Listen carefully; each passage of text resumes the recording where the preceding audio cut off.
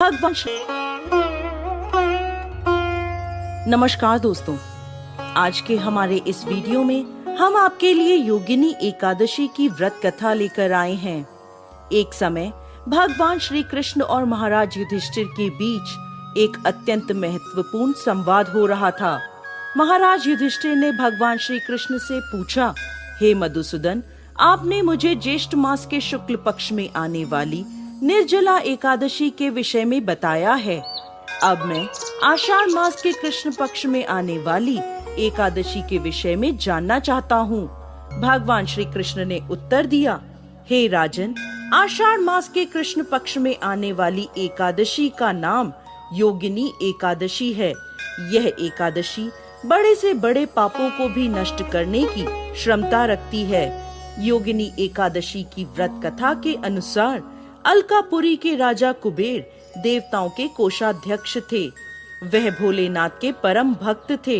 उनके नगर में हेमामाली नाम का एक सेवक रहता था, जो प्रतिदिन मानसरोवर से एक विशेष पुष्प लेकर आता और उसे भोलेनाथ की पूजा हेतु कुबेर को प्रदान करता था। हेमामाली निष्ठा पूर्वक अपने स्वामी की सेवा करता था। कुबेर भी उससे बहुत प्रसन्न रहते थे। इसी सेवक हेमामाली की पत्नी बहुत सुंदर थी, जिसका नाम विशालाक्षी था। हेमामाली अपनी पत्नी के प्रति बहुत आसक्त था। एक दिन वह प्रातः मानसरोवर से पुष्प लेकर आया, लेकिन सीधा अपने स्वामी कुबेर के पास जाने के बदले वो अपनी पत्नी के पास पहुंचा और पत्नी के साथ आनंद प्रमोद करते हुए उसे समय का ध्यान नहीं रहा। दूसरी तरफ राजा कुबेर भोलेनाथ की पूजा के लिए पुष्प की प्रतीक्षा करते रहे। प्रतीक्षा करते करते 6 घंटे का समय बीत गया। बिना पुष्प पूजा न होने के कारण कुबेर क्रोधित हो गए और उसी क्षण उन्होंने सिपाहियों को हेमामाली का पता लगाने भेजा। हेमामाली के घर जाकर सिपाहियों ने देखा कि वो अपनी पत्नी के साथ रमण कर रहा है। सिपाहियों ने यह सूचना तुरंत जाकर राजा कुबेर को दी। फिर क्या था, राजा कुबेर के धैर्य के सारे बांध टूट गए। दूसरी तरफ जब हेमामाली को समय का भान हुआ तो अपनी भूल का प्रायश्चित करने के लिए वो राजा कुबेर के पास पहुंच गया। वो भय से कांप रहा था। हाथ जोड़कर कुबेर के समक्ष वो खड़ा हो गया और क्षमा याचना करने लगा। लेकिन कुबेर अत्यंत रोष में बोले, हे मूर्ख, तू महापापी है। अपनी पत्नी के प्रति आसक्ति के कारण आज तुमने मेरे आराध्य देव भोलेनाथ के प्रति अपराध किया है। इसलिए मैं तुम्हें श्राप देता हूँ। इसी क्षण तुम्हारा पतन हो जाए, तुम्हारा संपूर्ण शरीर कोढ़ से ग्रस्त हो जाए। तुम पृथ्वी पर अपने कर्मों की सजा भुगतो और अपनी पत्नी से सदा सर्वदा के लिए दूर हो जाओ। कुबेर के श्राप से उसी क्षण हेमामाली का पतन हो गया। वो कोढ़ से ग्रस्त होकर जर्जर शरीर के साथ पृथ्वी पर आ गिरा। भूख प्यास से परेशान, अपने शरीर की पीड़ा से पीड़ित वो जंगलों में भटकने लगा।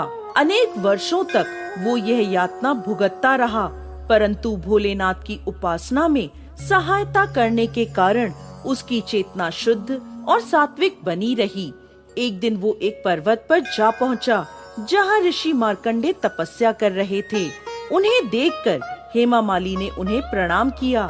ऋषि मार्कंडे ने उसे अपने पास बुलाया और पूछा, पुत्र, तुम कौन हो और इस प्रकार जंगल में किस उद्देश्य से भटक रहे हो?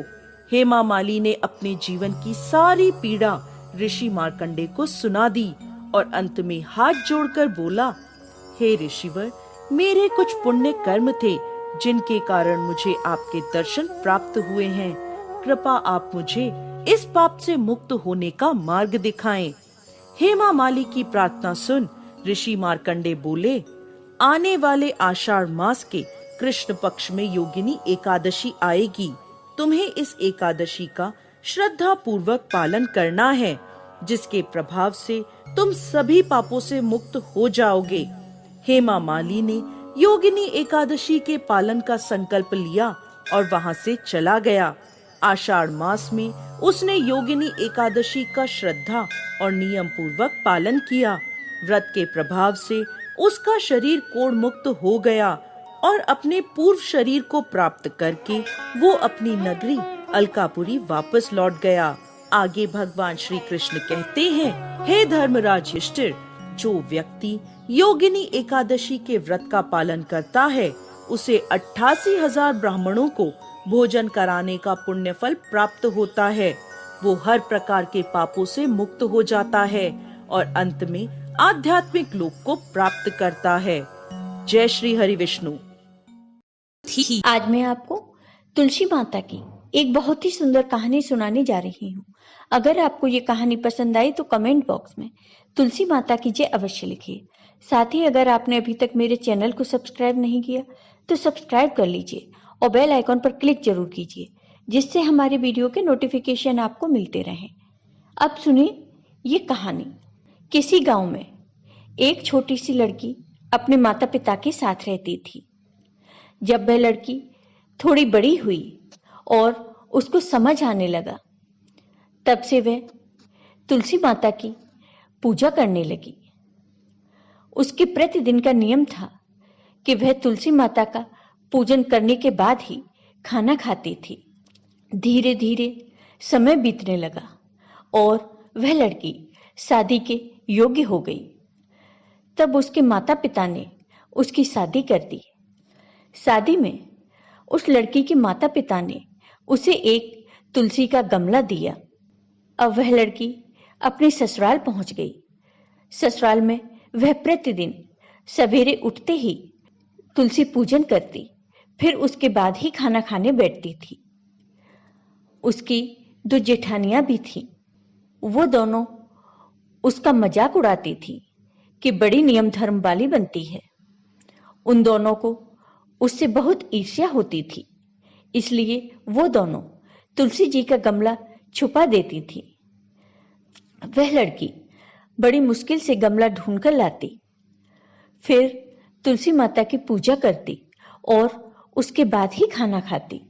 जब जेठानियों ने देखा कि वह लड़की गमला ढूंढकर ले आती है, तो एक दिन उसकी जेठानियों ने उस गमले को बहुत दूर फेंक दिया। लड़की ने गमले को बहुत ढूंढा, लेकिन उसे गमला कहीं नहीं मिला। वह गमला ढूंढते ढूंढते बहुत परेशान हो गई और बहुत दुखी भी हो गई। उस दिन उस लड़की ने खाना भी नहीं खाया, क्योंकि उसका नियम था कि वह तुलसी पूजन करने के बाद ही खाना खाती थी। उस लड़की की सच्ची भक्ति देखकर तुलसी माता उससे बहुत प्रसन्न हो गई और उसके कमरे में तुलसी माता का गमला प्रकट हो गया। अगले दिन सुबह जब वह लड़की उठी तो देखती है कि उसके खाट के चारों कोनों पर तुलसी माता का गमला आ गया है। यह देखकर वह लड़की बहुत प्रसन्न हो जाती है और वह सोचती है कि अब मेरी तुलसी माता को कोई नहीं चुरा सकता और पूजन करने के लिए भी मुझे कहीं बाहर नहीं जाना पड़ेगा और कोई मेरी तुलसी माता को फेंक भी नहीं सकेगा। अब वह जल्दी से उठकर स्नान करती है और तुलसी माता का पूजन करती है। जब वह खाना खाने बैठती है तो उसकी जेठानियां उसे देखती हैं और उसका मजाक उड़ाने लगती हैं। वह कहती हैं कि देखो, देवरानी का धर्म नियम पूरा हो गया। फिर जेठानियां अपनी देवरानी से पूछती हैं कि क्यों, तुलसी जी की पूजा कर ली क्या? तब देवरानी धीरे से कहती है, हाँ कर ली। तब जेठानियां बोलती हैं, कहां से कर ली पूजा? गमला तो फेंक दिया था। तब देवरानी कहती है कि दीदी देख लो, मेरे कमरे में खाट पर तुलसी जी लग रही हैं। फिर जेठानियां अपनी देवरानी के कमरे में जाती हैं और वहां खाट पर चारों कोनों पर तुलसी के गमला देखती हैं। फिर जेठानियां अपने किए पर बहुत शर्मिंदा होती हैं और वो अपनी देवरानी तथा तुलसी माता से क्षमा याचना करती हैं और कहती हैं कि छोटी, तुम्हारी भक्ति सच्ची है, हमने तुम्हें बहुत परेशान किया, हमें कर दो। तो देवरानी कहती है, दीदी कोई बात नहीं, मैंने तुम्हें माफ किया। फिर जेठानी और देवरानी सभी मिलकर तुलसी पूजन करने लगती हैं। जय हो तुलसी माता की। आपको ये वीडियो पसंद आए। जय तुलसी माता, सब जग की सुखदाता, सब योगों के ऊपर, सब रोगों के ऊपर, रुज से रक्षा कर भवत्राता। ओम जय तुलसी माता। जय जय तुलसी माता, सब जग की सुखदाता, सब योगों के ऊपर, सब भोगों के ऊपर, रुज से रक्षा कर भवत्राता। जय जय तुलसी माता। बटुपुत्री है श्यामा, सुरवल्ली है ग्राम्या, सुरवल्ली है ग्राम्या। विष्णु प्रिय जो तुमको सेवे, विष्णु प्रिय जो तुमको सेवे, सुनर तर जाता। जय जय तुलसी माता। जय जय तुलसी माता, सब जग की सुखदाता, सब योगों के ऊपर, सब भोगों के ऊपर, रुज से रक्षा कर भवत्राता। जय जय तुलसी माता। हरि के शीश विराजत, त्रिभुवन से हो वंदित, त्रिभुवन से हो वंदित। पतित जनों की तारिणी, पतित जनों की तारिणी, तुम हो विख्याता। जय जय तुलसी माता। जय जय तुलसी माता, सब जग की सुखदाता, सब योगों के ऊपर, सब भोगों के ऊपर, रुज से रक्षा कर भवत्राता। जय जय तुलसी माता। लेकर जन्म विजन्मी, आई दिव्य भवन में, आई दिव्य भवन में। मानव लोक तुम्हीं से, मानव लोक तुम्हीं से, सुख संपत्ति पाता।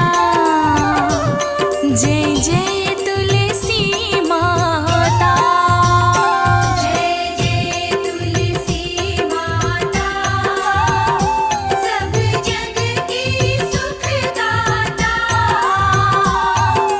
सब योगों के ऊपर, सब भोगों के ऊपर, रुज से रक्षा कर भवत्राता। जय जय तुलसी माता। हरि को तुम अति प्यारी, श्याम वरुण कुमारी, श्याम वरुण कुमारी। प्रेम अजब है उनका, प्रेम अजब है उनका, तुमसे